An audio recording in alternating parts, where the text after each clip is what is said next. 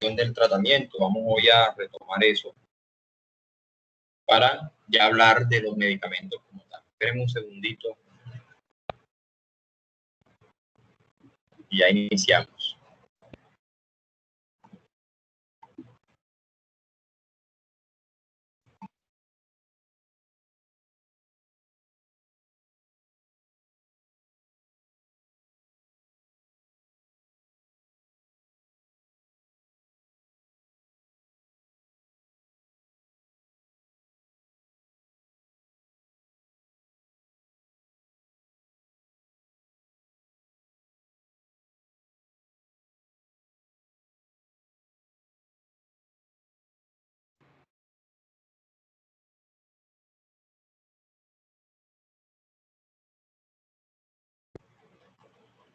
Bueno, listo. Entonces les decía que estábamos viendo la pantalla. Vamos a revisar hoy el tratamiento de... Ya vimos que el problema del paciente con asma y EPOC se concentra en 2 puntos claves. ¿Cuáles son los 2 puntos claves? La broncoconstricción o el broncoespasmo y la inflamación de la vía respiratoria. Entonces, en ese orden de ideas, nosotros vamos a ver inicialmente los medicamentos que son llamados como medicamentos broncodilatadores, que los vamos a dividir, como ustedes ven en la imagen. Los beta 2 agonistas, que se subdividen en acción rápida y acción prolongada, ya los habíamos mencionado en la clase pasada. Tenemos los agentes anticolinérgicos,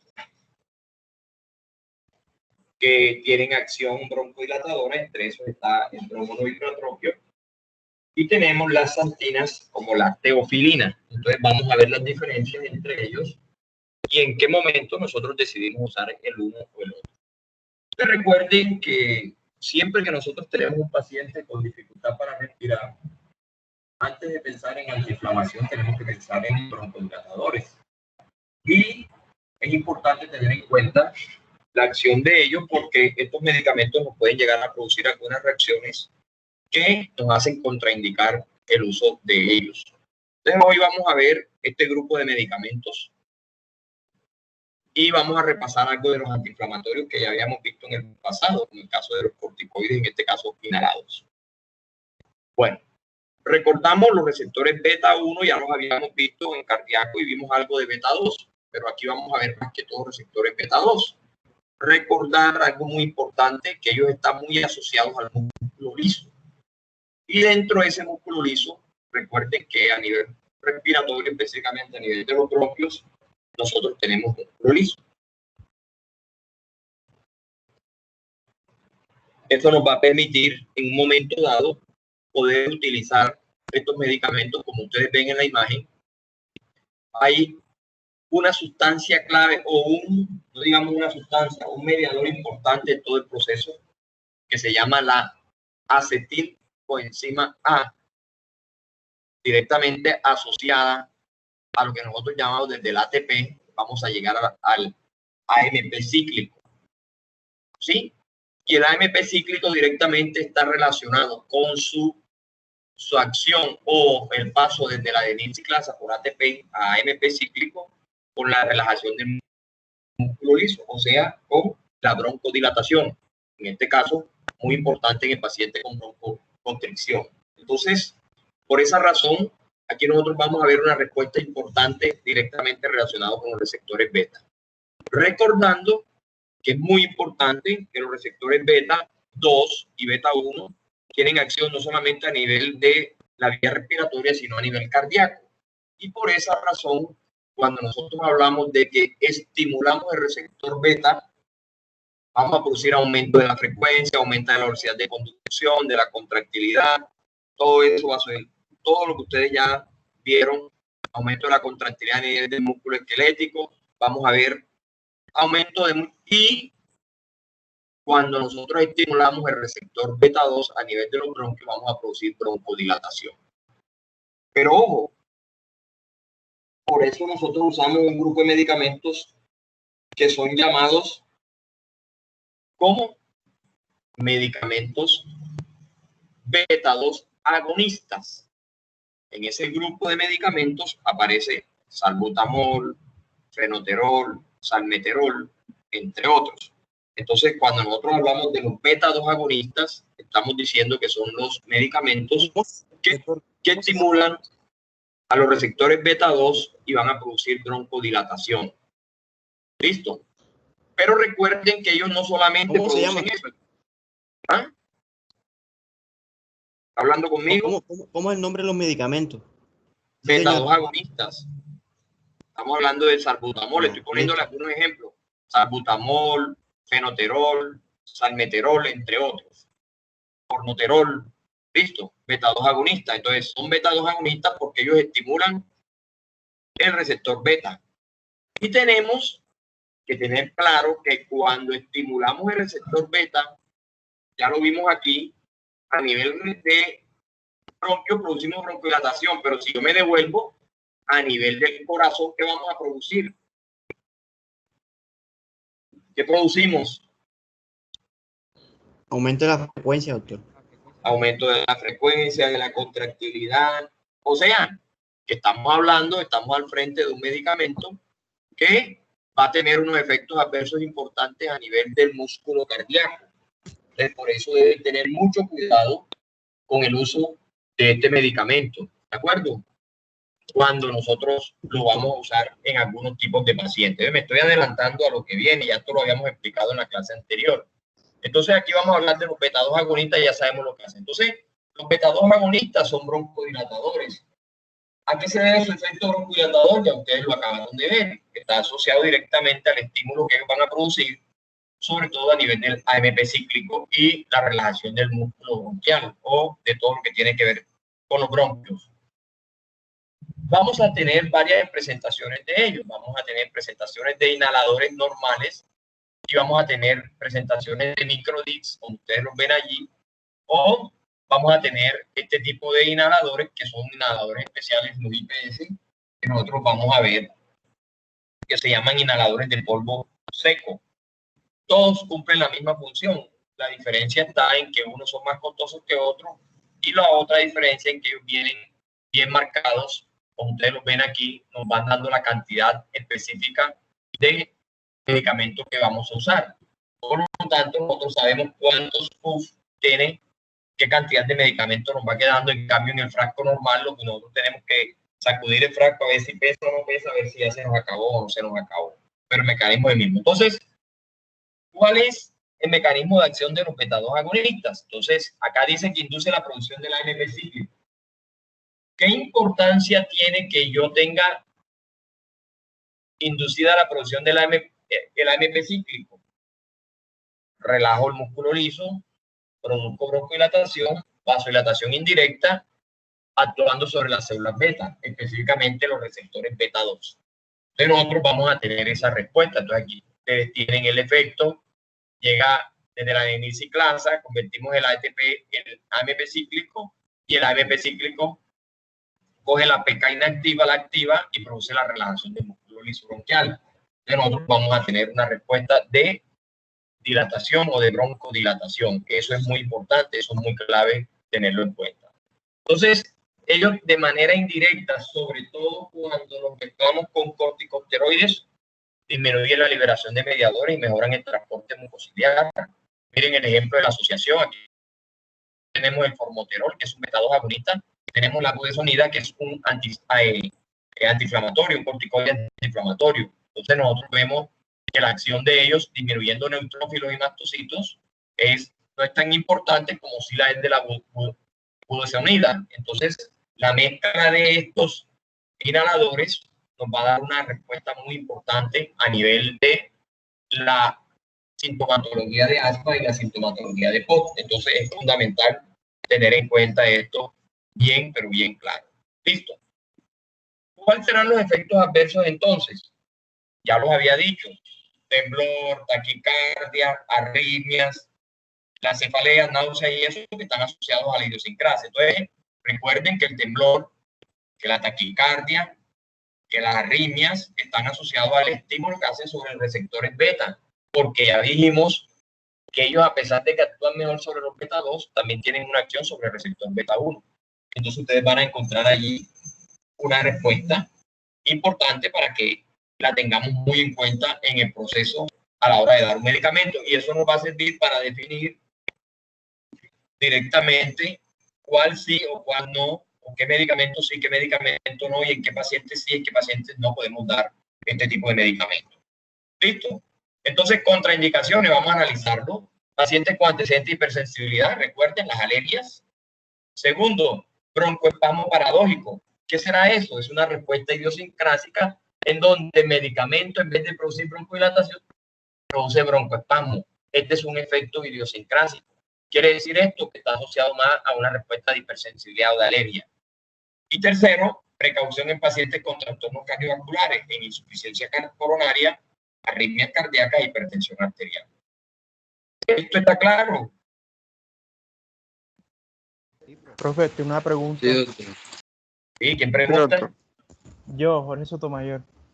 Dígame. El caso de un efecto idiosincrásico del medicamento, también se podría decir también un daño de receptor al que está, bueno, el receptor, al target. Puede haber, puede ser, pero es lo menos frecuente que uno encuentra, pero sí, puede estar asociado a un receptor alterado, puede ser, claro que sí. ¿Oye? Ok. No es lo más usual, pero sí se podría dar como una posibilidad ahí. ¿Listo? Okay. Entonces, vamos mirando la cuestión.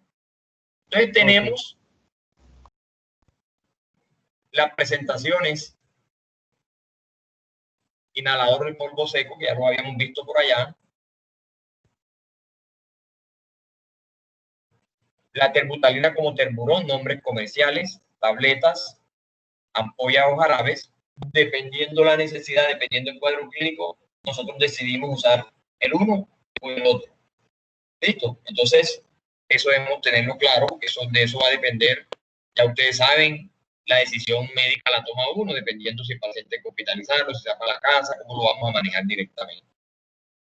Y yo quiero, y hago énfasis en esto, lo vamos a ver al final del capítulo, me voy a adelantar, cuando yo empiezo a mezclar cosas. Ojo, muy frecuentemente nosotros empezamos a prescribir antigripales o medicamentos para la tos, que no sabemos el nombre comercial, pero no sabemos el componente.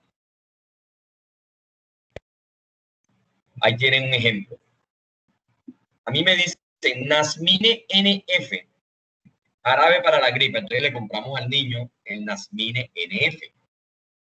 ¿Qué tiene Nasmine NF? Tiene terbutalina, loratadina y noscapina. Tengo la terbutalina como ¿qué? Como un broncodilatador. Tengo la loratadina como un antihistamínico, lo vamos a ver también en este capítulo. Y tengo la noscapina como un fluidificante de catarro. Entonces, ¿qué estamos diciendo? Que nosotros tenemos un medicamento que tiene 3 sustancias. Entonces, a veces cogemos y mandamos la Nasmine NF y adicionalmente le mandamos loratadina al paciente en otro jarabe, o le mandamos terbutalina en jarabe o en tableta. Y fíjense que nosotros tenemos que saber cuáles son los componentes de los medicamentos que habitualmente son medicamentos comerciales. ¿Listo? Eso debe quedar bastante claro y conciso con respecto a eso. Tienen otros nombres. Aquí tienen el salbutamol como Ventilan, inhalador, tableta, jarabe de buen uso. Estamos hablando de beta-2 agonistas de acción rápida. Esos son muy específicos de usar. Y tenemos mezclas, como el caso de un anticolinérgico como el bromuro hipratropio y el salbutamol, que es un beta-2 agonista. Ahorita vamos a hablar de los anticolinérgicos. Simplemente para que ustedes vean que a veces usamos estratégicamente medicamentos que hacen efectos similares, que nos van a ayudar mucho con una patología y con la otra. Entonces, es importante, fundamental tener en cuenta esa parte. Tenemos el Neumolex como jarabe, que tiene igual salbutamol, loratadina, también tiene noscapina. Entonces, fíjense que tenemos un beta-2 agonista más un antihistamínico más un fluidificante de catarro. Entonces, estos medicamentos también comercialmente los estamos vendiendo, los estamos prescribiendo, y resulta que no conocemos realmente cuáles son sus componentes. Entonces, para que también lo tengamos muy en cuenta. Aquí tienen otro nombre comercial, el Muxol, como loratadina, salbutamol. y así vamos a encontrar muchos. Listo. Entonces, ¿cuál es la gran conclusión de los beta-2 agonistas? Cuéntenme. ¿Cuál será la gran conclusión de los beta-2 agonistas? ¿En qué pacientes lo usamos? Doctor, en pacientes que presenten neumonía, pero también tenemos que tener en cuenta su función cardíaca, cómo se encuentra.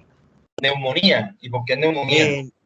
Neumonía o EPOC, Asma. o cualquier enfermedad pulmonar obstructiva. No me digas, perdón, vamos a aclarar. No me digas neumonía porque yo para neumonía utilizo un antibiótico, no utilizo un beta-2 agonista. ¿Ah? Sí. ¿O usted me quiso decir? Listo, no se preocupe. En una bronquitis crónica, sí. ¿De acuerdo? Listo, doctor. Vamos a más bien la idea, efectivamente. Entonces,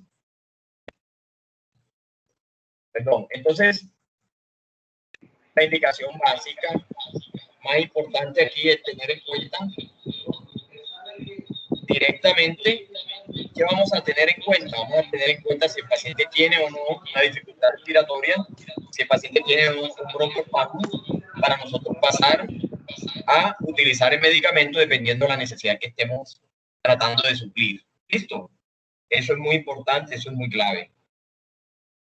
¿Oyeron? Bueno, vamos avanzando y al final vamos sacando las diferencias entre unos y otros.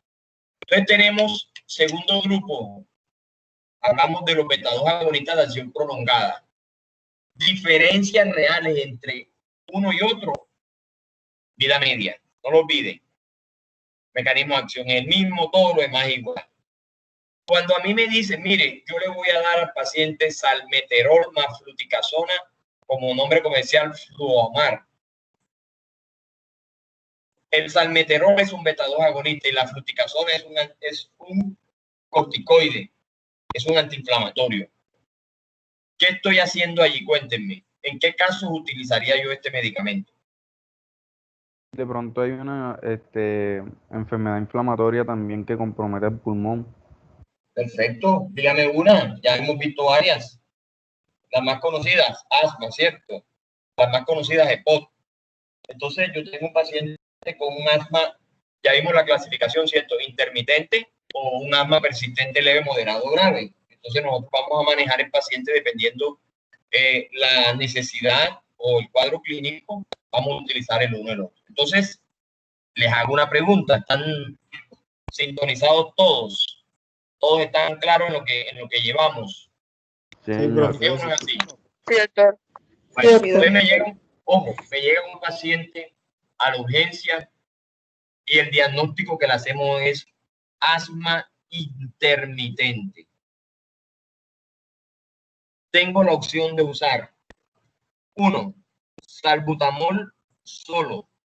2, salbutamol más un anticolinérgico como el bromuro ipratropio, que también es broncodilatador. 3, tengo la opción de utilizar el salmeterol, que es un beta-2 agonista, más la fluticasona, que es un desinflamatorio, en este caso de la vía respiratoria. ¿Cuál de las 3 opciones utilizan y por qué? Profesor, yo utilizaría la última opción, porque es intermitente. Entonces, a un beta-agonista de acción prolongada, uno podría regular esa intermitencia. Doctor, también en el escalamiento del asma, los beta-agonistas son los más recomendados en el asma intermitente. Entonces yo pregunto, ¿y para qué van a meterle desinflamatorio a un paciente con asma intermitente? ¿Cómo es el cuadro clínico de un paciente con asma intermitente? Recuérdenme.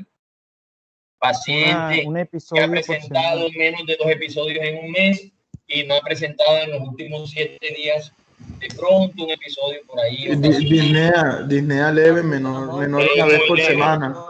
Entonces, si Solo es con muy leve, broncodilatador, doctor. Entonces el ¿para qué le salbutamol. vamos a... Óiganme, ¿para qué usamos 2 medicamentos aumentando toxicidad si yo puedo manejarlo con uno solo? El salbutamol cuando lo requieran. Bien. Entonces, yo les hago una pregunta. Si el paciente me llega y lo clasificamos como un asma persistente moderada,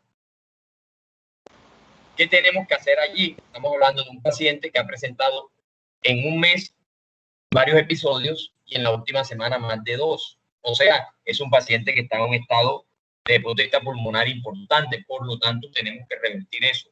Y eso a punta del broncodilatador solo no sale.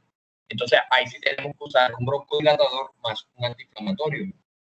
Y podemos utilizar otro tipo de medicamentos que no lo hemos visto, como los antileucotrienos tipo Montelukast o Safirlukast. ¿Estamos de acuerdo? ¿Estamos claros?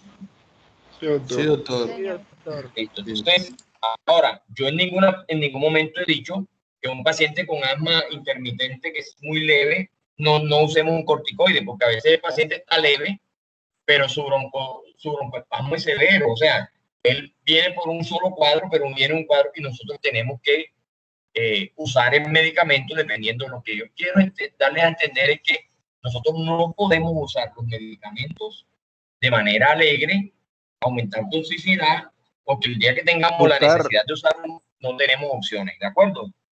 Eso es lo que yo quiero dejarles claro en esta tarde con respecto al manejo que le vamos dando a los pacientes. ¿Listo? Bueno, entonces ahí tienen el salmeterol-fluticasona en otra presentación, como les había dicho. Ahí tienen el formoterol con budesonida, también lo habíamos mencionado, corticoide más desinflamatorio, antiinflamatorio de la vía respiratoria. Ahí tienen otro nombre comercial como el Symbicort, también, que tiene un efecto similar a los anteriores. Listo, quedamos claros ahí. Entonces salimos del primer grupo de medicamentos, que son los beta-2 agonistas. Beta-2 agonistas tipo salbutamol, salmeterol, fenoterol, formoterol. Listo. Vámonos para los anticolinérgicos, segundo grupo. Anticolinérgicos. Aquí aparecen unos receptores que son los receptores muscarínicos, que están ubicados a nivel pulmonar y que nos subclasificamos en M1, M2 y M3. Me voy a concentrar en los M3, que tienen que ver con el músculo liso bronquial, glándulas mucosas, células epiteliales y células endoteliales. Entonces, ¿qué pasa? Cuando yo tengo un medicamento que es anticolinérgico, él va a bloquear el receptor M3, en algún sentido el M2, y también puede bloquear el M1. Entonces, en ese orden de ideas, nosotros estamos viendo, ojo, él dice, el receptor cuando está estimulado, aumenta la producción de músculo liso bronquial, de las glándulas mucosas, de las células epiteliales, de las células endoteliales, aumenta la broncoconstricción y aumenta la secreción, ¿de acuerdo? ¿Qué ocurre si yo doy un anticolinérgico? ¿Qué hace ese medicamento? ¿A quién bloquea? Bloquea la M3, profe. La receptor M3, perfecto. Para que haya broncodilatación. Pero además de broncodilatación, ¿qué otra cosa produce? Cese de la secreción. Disminución de la secreción. Entonces, ¿a dónde quiero llegar con eso? Y es que nosotros, si entendemos la fisiopatología, nos queda claro la farmacología. Entonces, nosotros vamos a ver que tenemos un cuadro clínico en donde el paciente mejora de su cuadro respiratorio, pero puede llegar a presentar resequedad de la boca, puede llegar a presentar resequedad de las mucosas en general. Doctor, ¿Y por qué razón? Doctor, disculpe, parece que hay alguien que tiene el micrófono prendido o algo, pero se escucha pues bastante tormentoso. Bueno, por favor, quien tenga el micrófono encendido me lo apaga. Pasa que yo les pongo en pantalla grande para que vean mejor la presentación y así no puedo ver. Moisés Taborda. Doctor. Sí. Hablando, yo era el que estaba diciendo de lo del micrófono. Ah, ya. Yo lo tengo así. Listo, hágale. Andrés Montes. Andrés Felipe.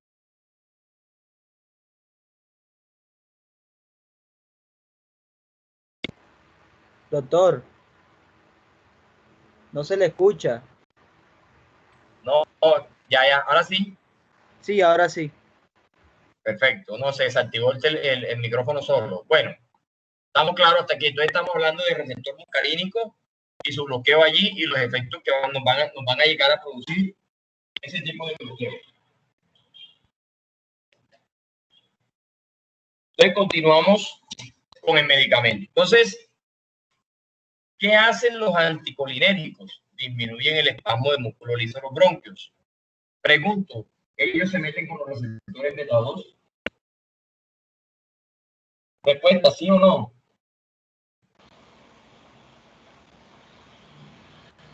Se me murieron. No. No, No, dígalo duro. no. No tiene nada que ver con esos receptores. ¿Por qué? Porque ellos Él están trabaja asociados. a los muscarínicos. Exactamente. No tienen nada que ver directamente. Listo, perfecto. Punto clave a tener en cuenta allí. Entonces, bloquean los receptores muscarínicos y ven el tono colinérgico, de ahí viene el nombre de anticolinérgicos de la musculatura bronquial, colinérgico vagal de la musculatura bronquial. Entonces, ¿para qué sirven? Dice acá, broncoespasmo asociado a EPOC, está claro, en adultos y niños mayores de 6 años, tratamiento de la obstrucción reversible de vía aérea asociada con betadrenérgico, ejemplo, pacientes asmáticos. De nosotros tenemos clara la utilidad clínica de los anticolinérgicos y los efectos adversos, ya los mencioné. La tos, la faringitis, la irritación de la garganta, la resequedad de la boca.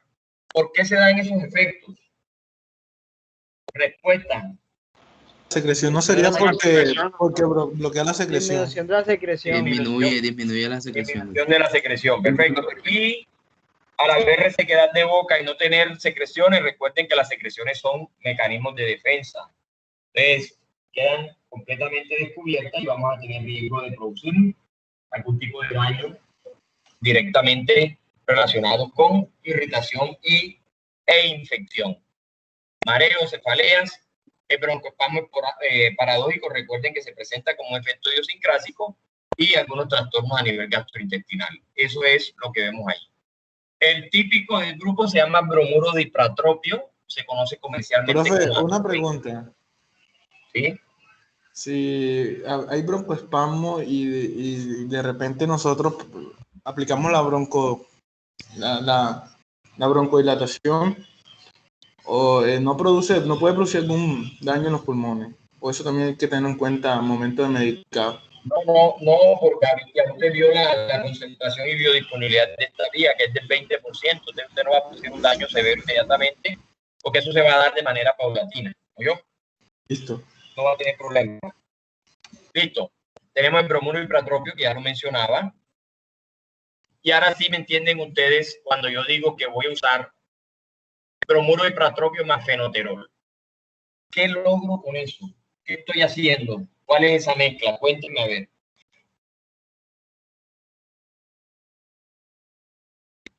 El fenoterol dijimos que era un ¿qué? Un beta 2 agonista, ¿cierto? Y el bromuro hipratropio, que es un anticolinérgico.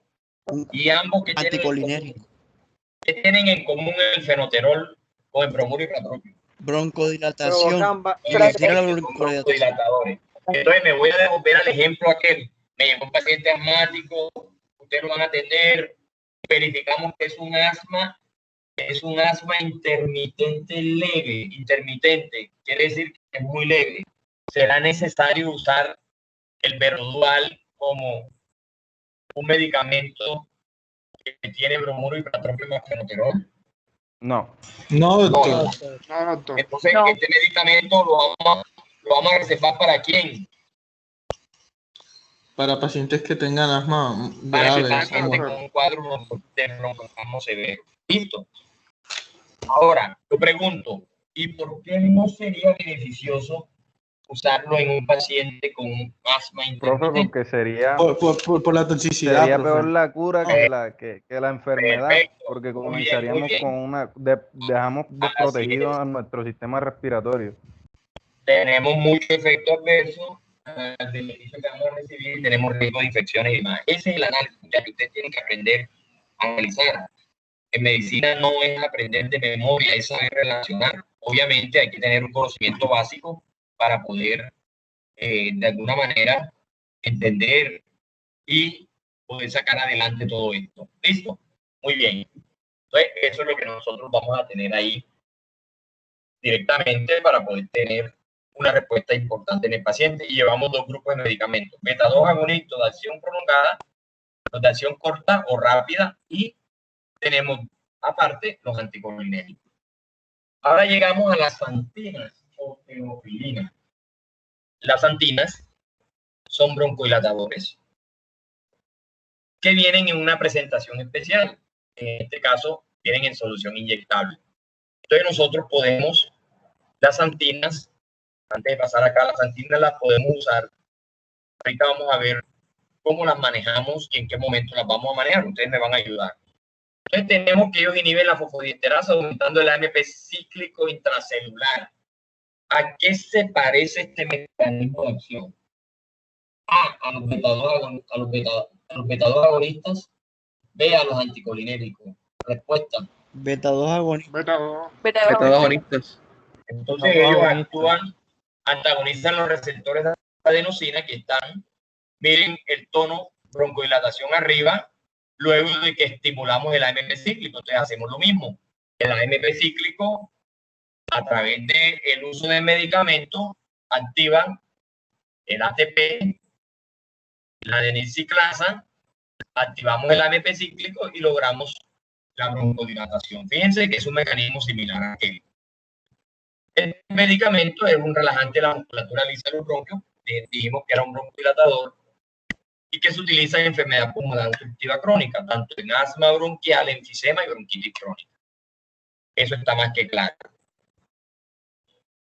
Y ellos, obviamente, se parecen a aquellos allá, están asociados, entonces producen taquipnea, pueden producir taquicardia. Entonces fíjense que están también relacionados con el tema de la activación del AMP cíclico, nos lleva a relacionarlo con esto. Entonces taquicardia, arritmias.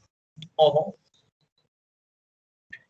cuando dos medicamentos se parecen, no debemos usarlo de manera simultánea, a menos que sea estrictamente necesario hacerlo.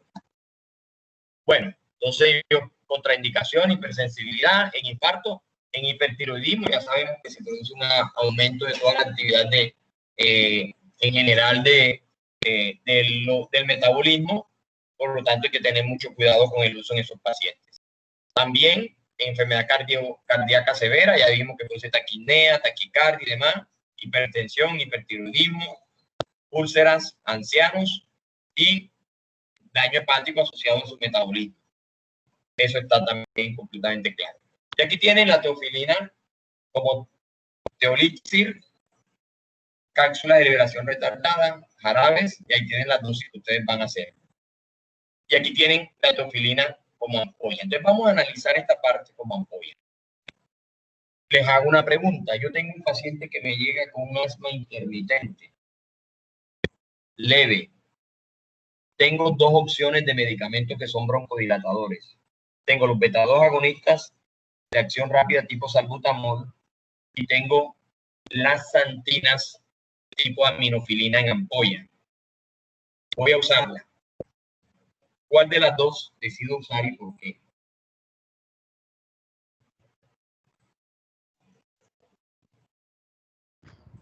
Ya.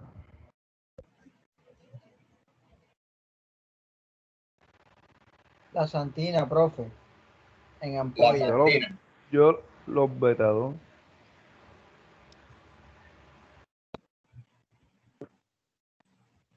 Los beta 2. Bien. Entonces, ¿por qué no debemos usar la santina de entrada? Porque nosotros estamos ante un medicamento que tiene un poder broncodilatador importante, pero que hace efectos adversos también muy severos. Cuando nosotros hablamos de ese asma intermitente, estamos diciendo de que es un asma que podemos sacar a punta de nebulización y que no requeriría en ese momento utilizar un medicamento intravenoso. Miren cómo vamos a usar la aminofilina. Resulta que la dosis es una dosis de carga o una dosis de mantenimiento. ¿Cómo es el tema de la dosis de carga?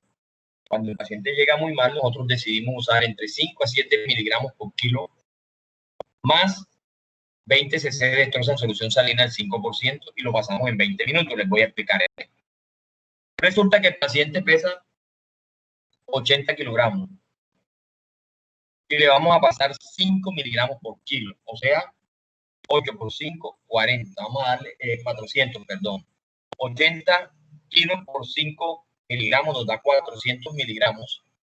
Ya tenemos que una ampolla tiene 240 miligramos, entonces hacemos el cálculo, una ampolla viene de 10, eso me da más o menos como 18 mililitros.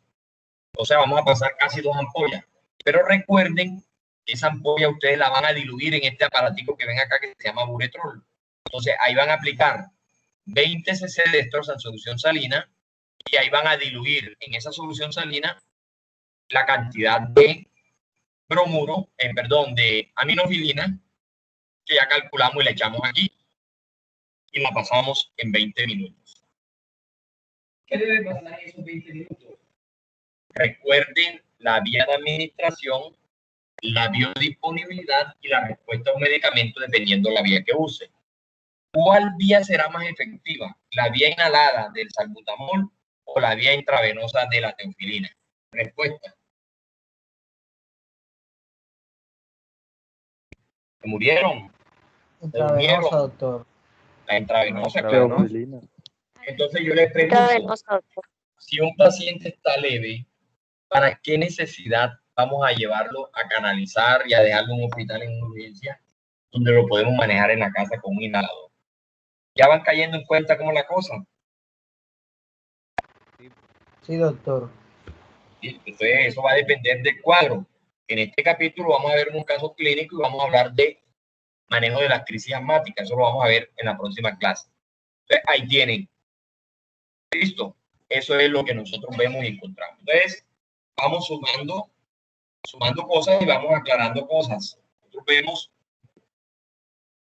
un tema netamente asociado a el uso de medicamentos dependiendo de la necesidad de usarlo. Entonces nosotros vamos a tener ese medicamento según lo que nosotros queramos. Aquí tenemos, bueno, y terminamos los broncohilatadores. Conclusión,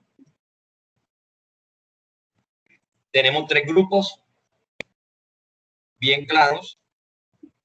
Los beta-2 agonistas subdivididos en de acción corta y acción rápida, los anticolinérgicos y tenemos las teofilinas como santinas.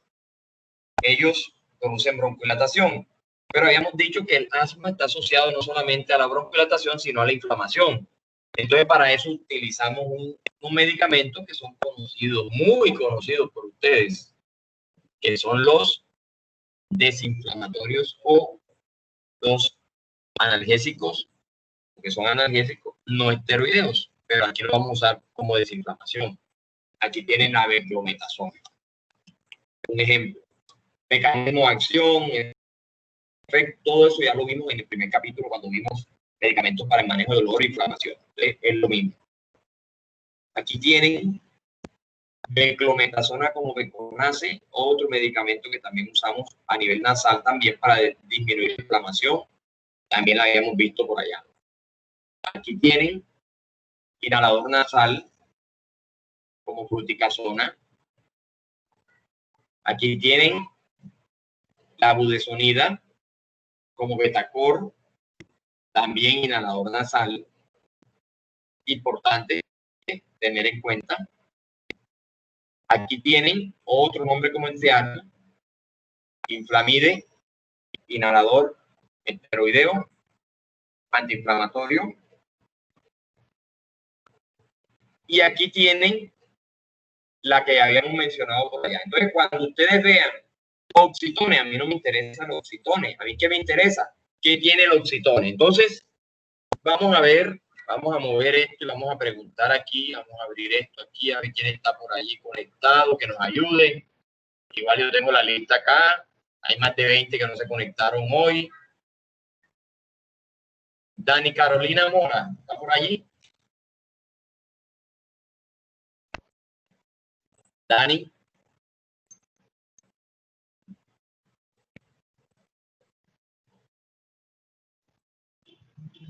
Dani. Se me fue Dani. Norma Díaz Narváez. Norma. Profesor, acabo de llegar, sino que se me fue la luz, profesor. Norma. Aló, sí, sí, doctor. Norma. ¿Está viendo la pantalla, Norma? Sí.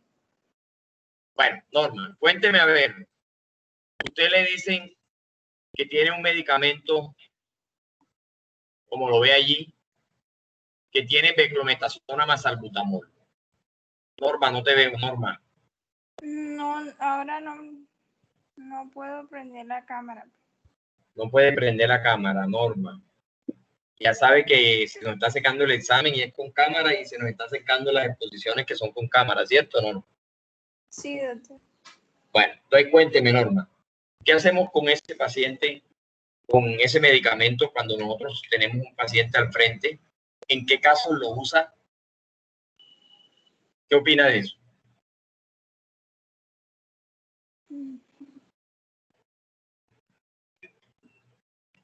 Norma, ¿usted está conectada a la clase? Sí, sí, profesor. ¿No entendió? ¿No ha entendido? No estoy segura. ¿No está segura? Bueno, vamos a ver a quién más le damos la palabra por acá.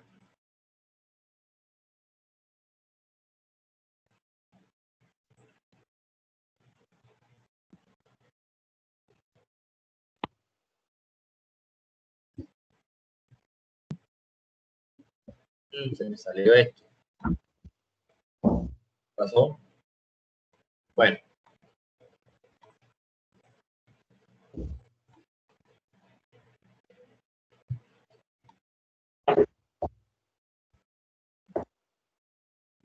Se salieron como 10 de una vez, apenas empecé a preguntar. ¿Ah? Profesor.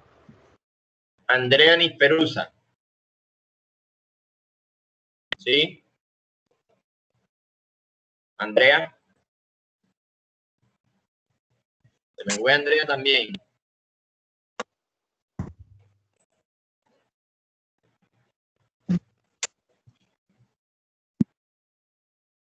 Ortiz Espitia.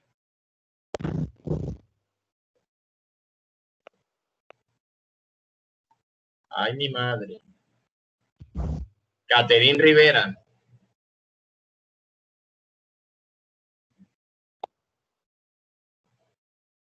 Tampoco.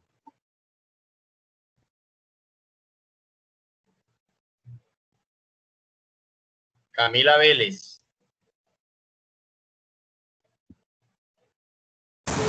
Doctor, yo pienso que esta persona tendría un cuadro de asma en este momento bastante severo. Entonces se le da el salbutamol y la beclometasona.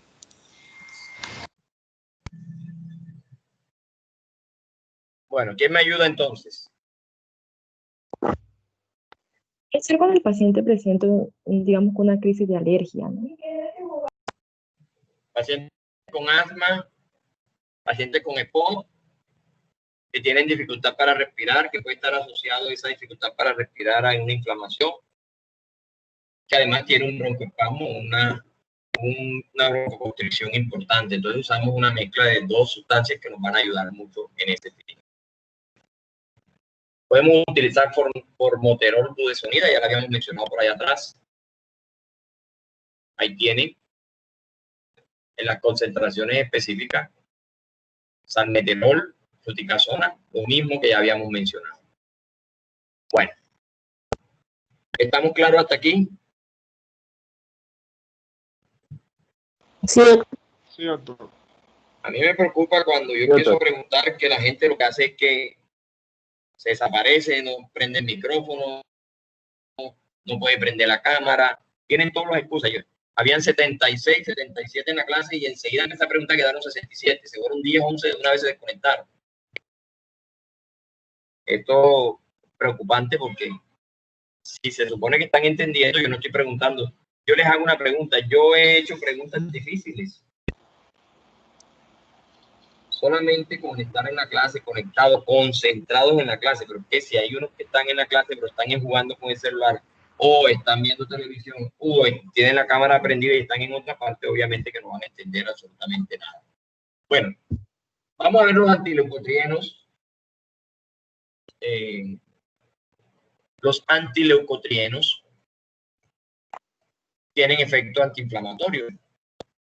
Los antileucotrienos,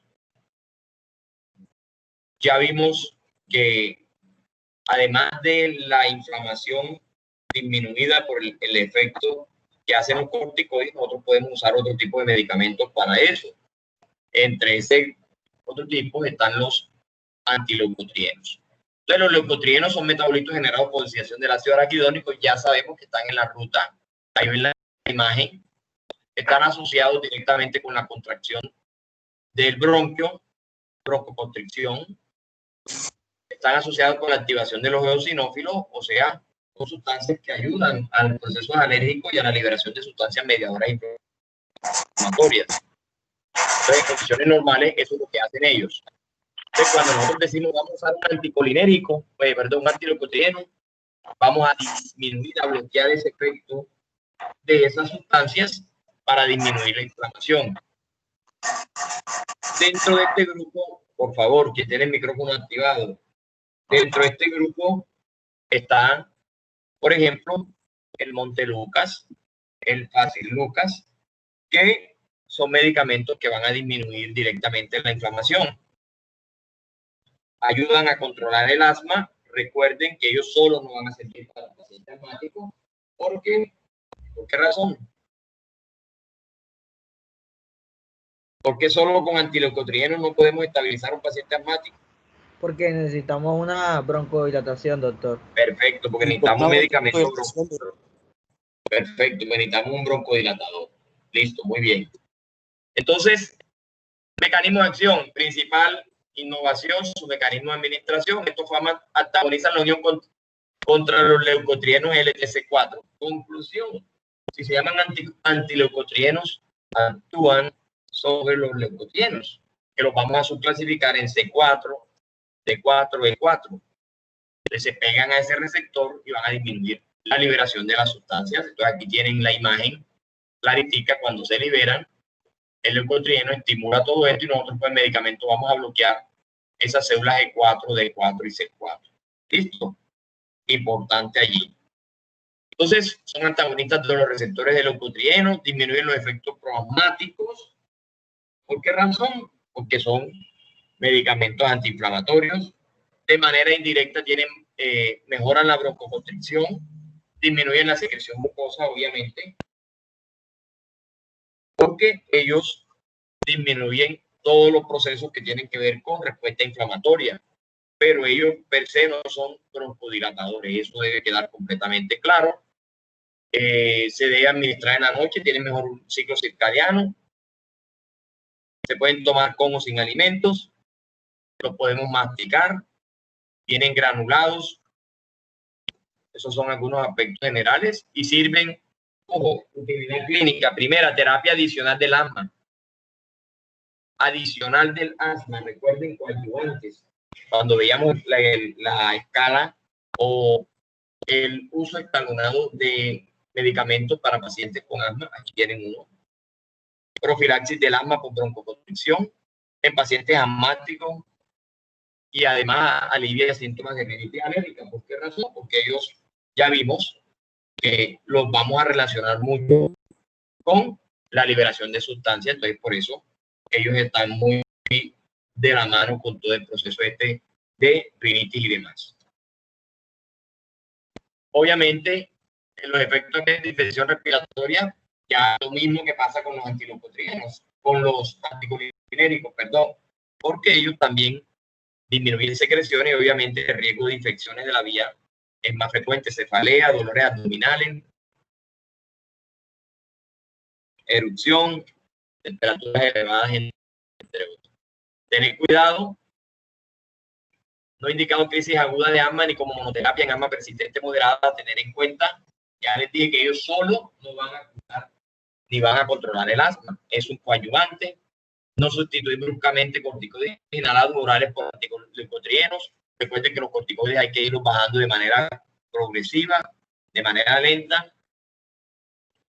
Vigilar y reevaluar en caso de presentar eosinofilia, alguna respuesta. Esto es netamente alérgico y no recomendado en niños menores de 6 meses. Son algunas de las precauciones y advertencias con este medicamento.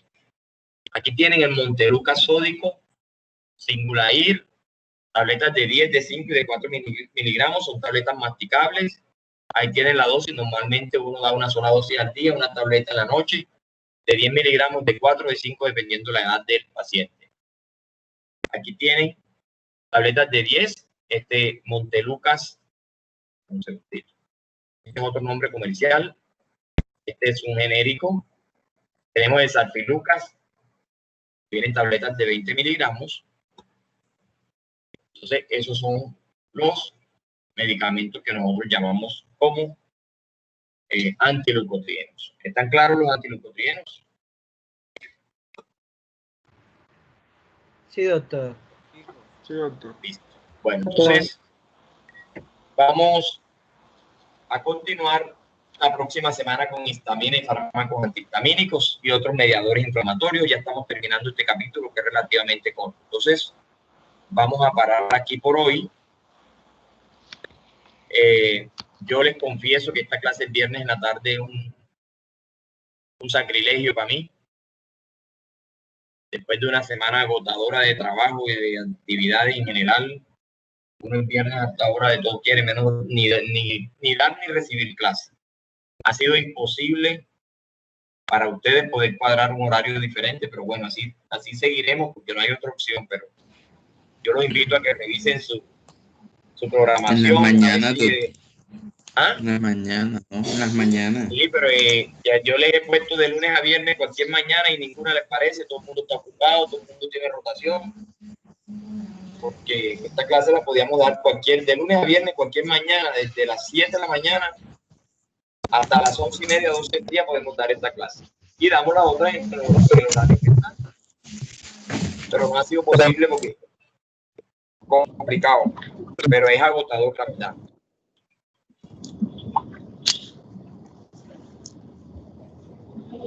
Bueno, miren, tenemos el parcial para la semana que no esta que viene, sino la de más arriba. Voy a dar una semana más, hasta el otro martes va a ser el parcial. Quiero mirar con ustedes a ver si metemos este tema respiratorio en el primer parcial. Y nos quedaría generalidades, dosificación, analgésicos, cardíaco y respiratorio para el primer parcial. Esa es una opción. ¿Cuál es la otra opción? Que esto pase para el segundo corte. ¿Cuál es el problema de que esto pase para el segundo corte? Que el segundo corte va a tener antibiótico, que es un caramelo, que es el capítulo próximo que vamos a iniciar. Las exposiciones que están programadas para el próximo miércoles las vamos a rodar por petición del otro grupo para que vayamos parejos.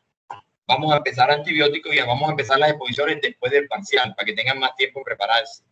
¿Oyeron? Listo, listo. De mi parte sí, profe, si es perfecto, así, si rodamos las exposiciones, entonces, de mi parte, la idea sería, óigame, la idea sería, ya nos queda un mochito de este tema para terminar.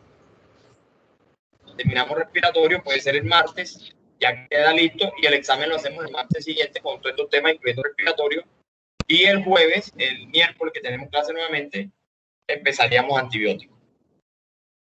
¿Te parece? Sí, doctor, está bien, doctor. Qué gran ayuda, muchas gracias. Señor. ¿Qué vamos a Gracias, tener para el siguiente corte? El siguiente corte vamos a tener 3 notas. Parcial, la exposición primero, 10%. Un parcial de las exposiciones, 10%, van 20. Y el parcial de antibióticos, 15%, van 35. ¿Ya? Son las 3 notas de ese corte que viene. Entonces, si pasamos estos temas para el examen que viene, van a tener más temas porque antibióticos es largo y es complicadito. aunque ustedes me dijeron el primer día que ustedes son expertos en antibióticos, me imagino que ahí nos iremos a reír de la vida. Supuestamente, doctor, vamos a ver. Entonces, listo, yo no tengo ningún problema. Entonces, quedamos así, ¿les parece? Sí, doctor. Muchas gracias.